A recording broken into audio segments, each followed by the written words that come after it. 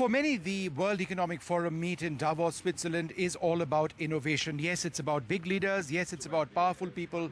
But there is that sense of innovation as well. And I think very few people exemplify that sense of courage in getting serious innovation happening more than Asha Motwani Jadeja. She joins us now.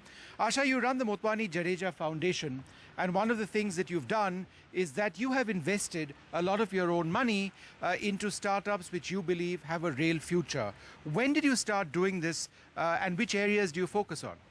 So actually, to be honest, this was started by my late husband, Professor Rajiv. Who was an IITian, right? And a fantastic IITian at that. Yes. Alumni of IIT Kanpur, but also Stanford faculty and the brains behind Stanford. He was the first few authors of the Google paper that was written by Rajiv, Larry Sergey, and a couple other faculty members. So this was Rajiv's brainchild. I think first few investments that we made in PayPal, StumbleUpon, Meraki Networks, and a whole bunch of other companies, some of them which have gone public by now. A lot of them were made by my late husband, and I was part of that investment process.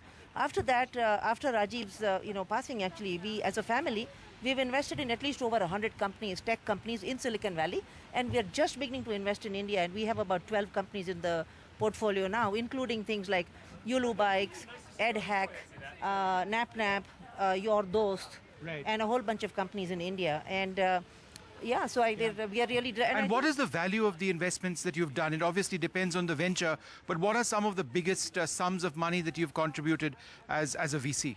So I would say there are two things, right? One is as a professional venture capitalist, we invest anywhere from $0 to $10 million, even at Series A stage. But as a personal angel investor, I invest anywhere from $100,000 to $1 million. So I would say one of my sort of $1 million investments was in a company called Guinea, which is based in New Jersey.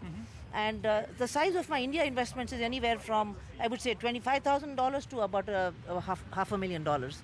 Right. In Indian startups. And I'm super excited about Indian companies. I think India is probably going to be on the forefront of the quantum frontier.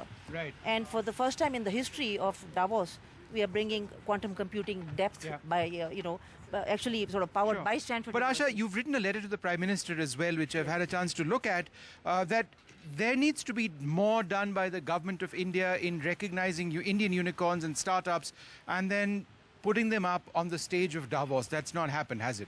It has never happened.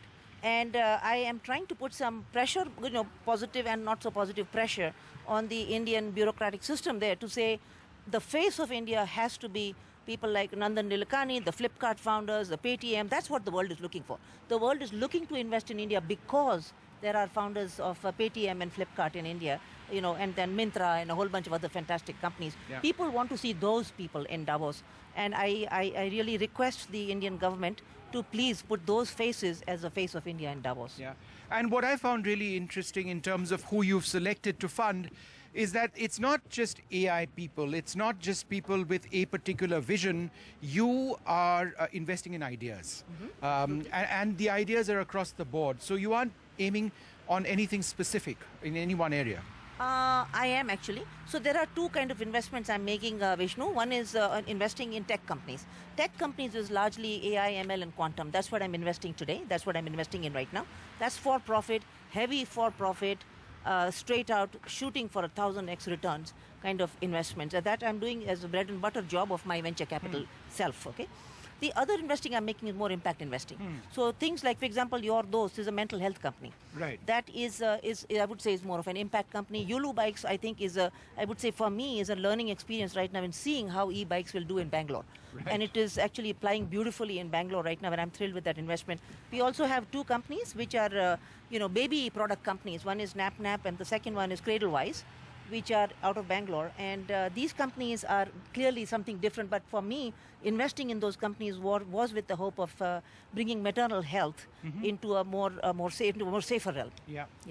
All right. Well, look, this is all fascinating stuff, and I'd like to thank you very much for speaking to me. And it's absolutely fascinating. And somebody who has the vision to want others to succeed in the manner that that you have, it's truly remarkable. And it really is the highlight, in a sense, of the spirit of innovation and invention which Davos really has been about in the past. Thanks very much. Go India.